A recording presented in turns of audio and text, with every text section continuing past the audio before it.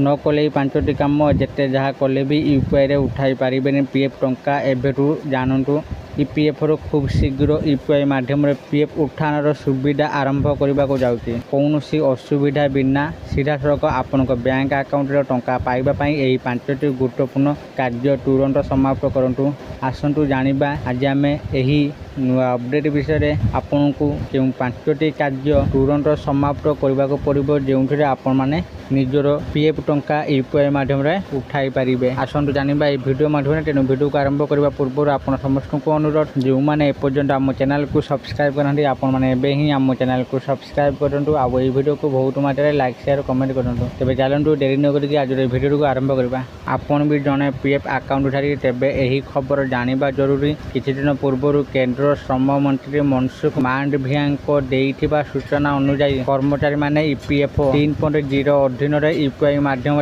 खूब शीघ्र से टंका उठाई पारे। परीक्षण समाप्त होइति बर्तमान आपण को आपणकर पीएफ पांठी उठाइबा पई अधिक समय अपेक्षा करने को पड़ो ना बरं यह यूपीआई माध्यम सीधा सड़क आपणकर लिंक होइरा बैंक अकाउंट जमा हेब। तथापि यही डिजिटल सुविधार लाभ उठाइबा आपण को तुरंत 5टी गुरुत्वपूर्ण कार्य समाप्त करने को पड़ो नचेत आपणकर टंका उठाई पारे नहीं।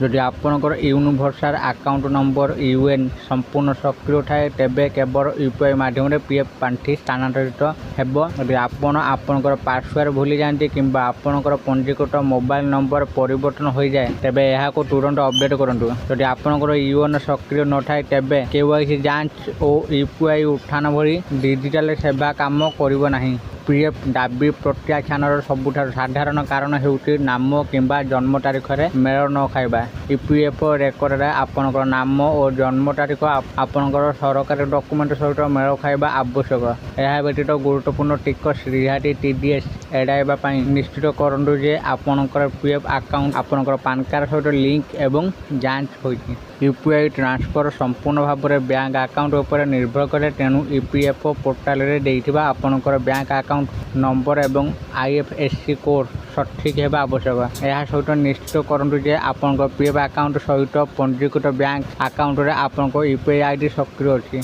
सुरक्षा और परिचय जांच यूपीआई आधारित कारोबार ओटीपी एक गुरुत्वपूर्ण भूमिका ग्रहण करे तेणु आपण सरकारी डॉक्यूमेंट सहित लिंक होइथिबा मोबाइल नंबर आपण यूएन सहित पंजीकृत और आपण यूपीआई सहित लिंक होइथिबा मोबाइल नंबर सहित समान हेबा आवश्यक। यही नंबर सक्रिय रहिबा आवश्यक। यदि आपण पूर्व कंपनी परिवर्तन करछन्ती तेबे जांच करंतु जे आपनकर छाड़ीबा तारीख अपडेट होइछि कि नाही। एहा सहित आपनकर पुराना पीएफ अकाउंट गुडी को नुआ सहित मर्ज करंतु। सर्वदा आपनकर पीएफ अकाउंट रे नॉमिनी सूचना अपडेट रखंतु। जरूरकालीन परिस्थिति रे असंपूर्ण सूचना दाबी प्रक्रिया को जटिल करि पारे। आशा करछि आपण मानक आज भिडियोटी निश्चित भाव में भल लागिथिबो आ आपण माने भिडियो देखि सब किछि बुझि जाइथिबे। जदि आपण मानकरू ईपीएफ रो एही 5टी गुरुत्वपूर्ण कार्य समाप्त करना तेणु आपण मैंने एवं ही निजर ये 5टी गुरुत्वपूर्ण कार्य समाप्त करूँ आपणकर ईपीएफ टंका यूपीआई माध्यम